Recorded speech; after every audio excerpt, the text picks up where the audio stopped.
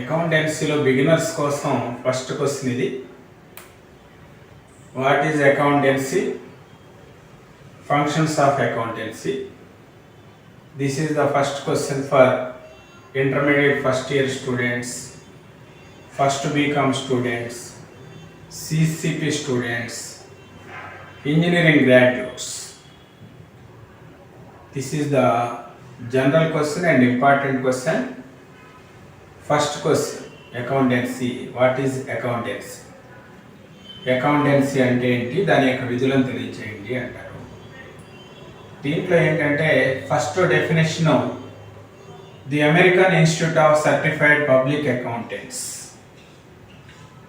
The American institute of AICPA అంటారు దీన్ని. The American institute of certified public accountants వాళ్ళు ఒక డెఫినేషన్ ఇచ్చారు.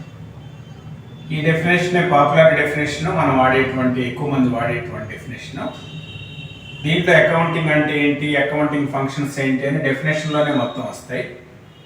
ఇది చూస్తే ది ఆర్ట్ ఆఫ్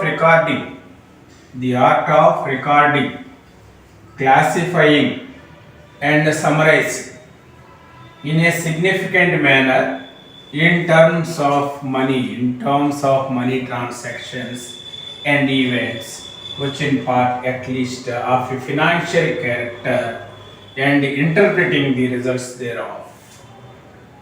ఈ డెఫినేషన్లోనే మనకి దీని యొక్క ఫంక్షన్స్ మొత్తం ఇచ్చేస్తున్నాడు చూడండి. Once again I would like to read this definition. The American Institute of Certified Public Accountants defined as the art of recording, classifying and summarizing in a significant manner in terms of money transactions and events which in part at least of a financial character and interpreting the results thereof. ఇది definition. దీన్ని base చేసుకుంటేనే మనకి functions of accounting అంతా కూడా వచ్చేస్తుంది. ఇదేంటంటే కొంతమందికి 5 marks క్వశ్చన్గా ఉంది, కొంతమందికి 10 మార్క్స్ క్వశ్చన్గా ఉంది. కాబట్టి దాన్ని ఒక 9 ఫంక్షన్స్ నేను మీకు ఇస్తున్నాను. ఫస్ట్ వన్ ఏంటంటే recording.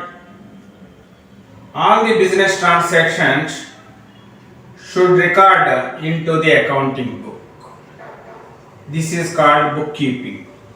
At beginning, all the business transactions recorded in the accounting books in the chronological order. ఎలా రికార్డ్ చేస్తాం మనం?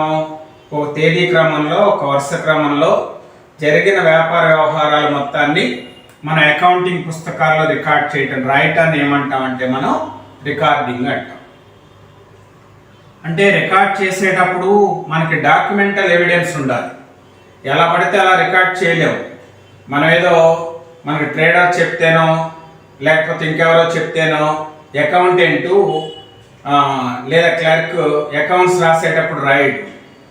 Every transaction is having a documental evidence. We need documental evidence for each and every transaction.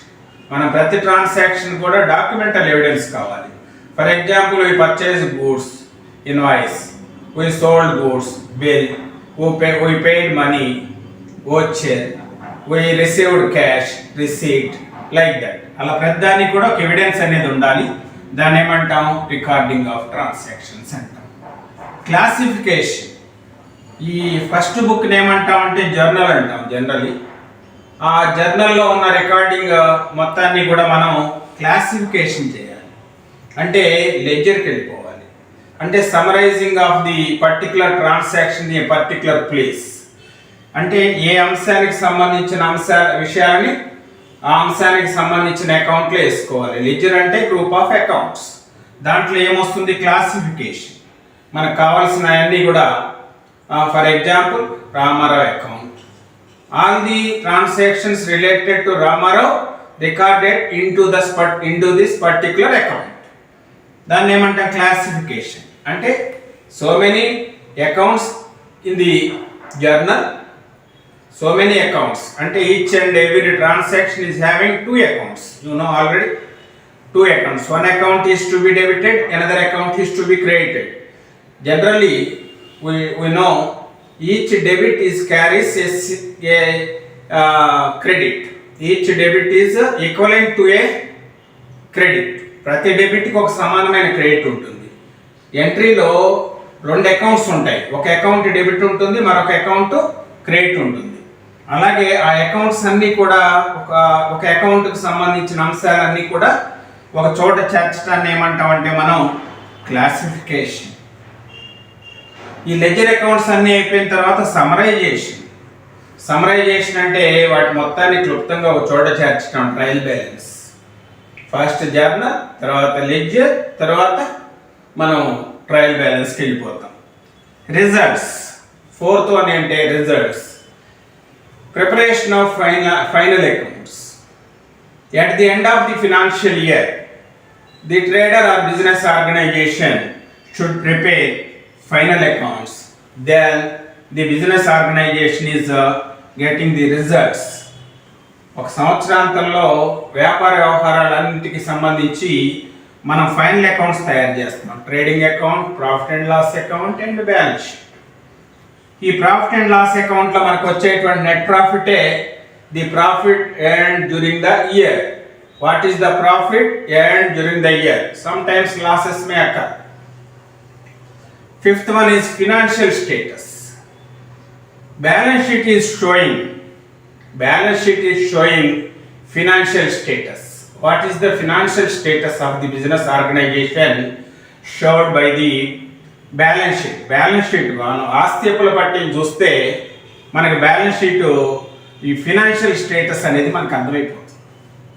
What is the financial position of the business organization అనేది తెలియజేసేది ఏంటి అంటే మనకి balance sheet తెలియజేస్తుంది.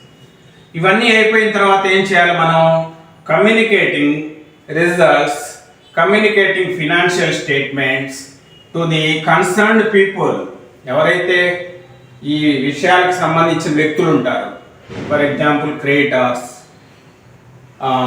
Banks, tax officers, for example income tax, now GST, banks, concerned people, creditors, owners of the business organization, వీళ్ళందరికీ కూడా మనకి బిజినెస్కి సంబంధించిన ఇన్ఫర్మేషన్ మనం ఇవ్వాల్సి ఉంటుంది.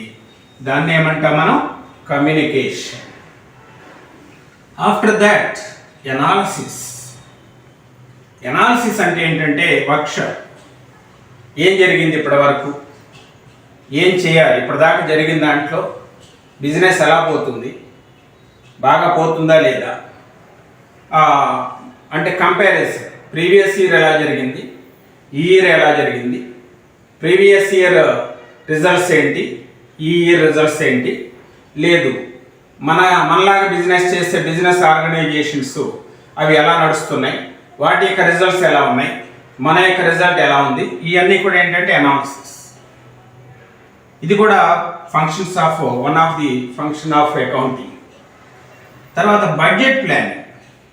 ఇక నెక్స్ట్ ఇయర్కి ఏం చేయాలా, మనకి రిసోర్సెస్ ఏం కావాలి, ఫైనాన్షియల్ రిసోర్సెస్ ఏంటి, అదర్ రిసోర్సెస్ ఏంటి, మనకి ఎంత మనీ కావాలి, how to mobilize that money, ఇవన్నీ కూడా మనం తయారు చేసుకోవడానికి ఏంటంటే నెక్స్ట్ ఇయర్కి సంబంధించి మనకు కావాల్సిన రిసోర్సెస్ అన్నీ మనం ప్లాన్ చేసుకోవడాన్ని ఏమంటామంటే బడ్జెట్ అంటాం, బడ్జెట్ ప్లానింగ్ అంటాం.